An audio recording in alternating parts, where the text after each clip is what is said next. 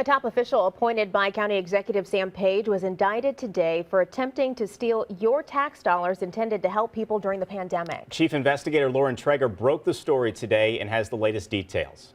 The federal courthouse here downtown has certainly been a pretty busy place. This is the second week in a row a public official has found himself in hot water, and it's another blow to the public's trust in local government. Are you cooperating with federal investigators?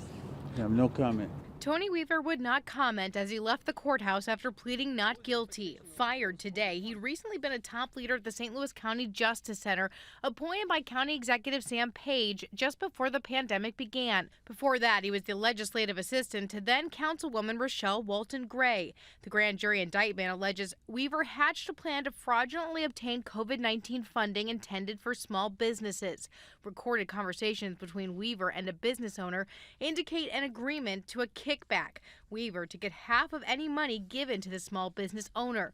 Weaver even helped the informant fill out the forms, lying, feds say, about key eligibility components. The applications weren't approved, though it's unclear why.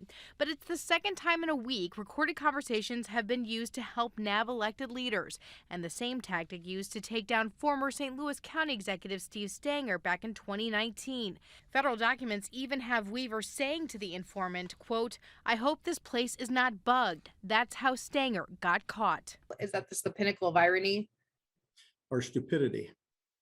That's stupidity. Here's somebody that knows, saw what happened to Steve Stanger and did it anyway. County Councilman Tim Fitch says Weaver wasn't qualified for the jail job in the first place. But a spokesperson for Page tells News 4, quote, "The controls put in place by Dr. Page's administration for the distribution of federal funds prevented any theft of taxpayer funds, and the indictments are not related to the work he was doing for the county executive in justice services." Fitch, though, a former police chief, says the Fed's investigation appears to be far from over. These individuals start talking to save their own skin, save some time in jail, and they will start telling everything they know to reduce their prison time. And I fully expect that's what's going on in these cases. So that's why I say there will be more.